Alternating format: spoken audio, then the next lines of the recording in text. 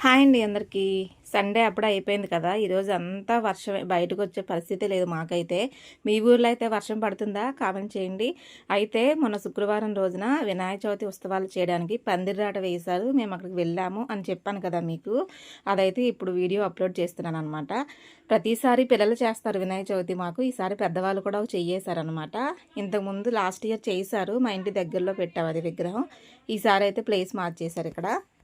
మరి ఈసారి వినాయక చవితి ఉత్సవాలు ఎలా ఉండబోతున్నాయో మీరు కూడా చూద్దురు కానీ. ఇక ఇక్కడ పందిరాట వేసిన తర్వాత ఆ రోజు వారాహి అమ్మవారి గుడికి కూడా వెళ్ళామని చెప్పాను కదా. అమ్మవారి ఫోటో కూడా వీడియో చివరిలో యాడ్ చేస్తాను. మీరు కూడా అమ్మవారి దర్శనం చేసుకోండి. ఆ రోజే లలితమ్మ అమ్మవారికి చీరల సమర్పణ చేస్తున్నారు అని కూడా చెప్పాను కదా. ఇదిగోండి చీరల సమర్పణ చేయడానికి ఊరేగింపుగా వెళ్తున్నారు. ఇందులో మా తోటకూరలో వెళ్ళిందనమాట. నాకైతే ఆ రోజు వీలు కాలేదు.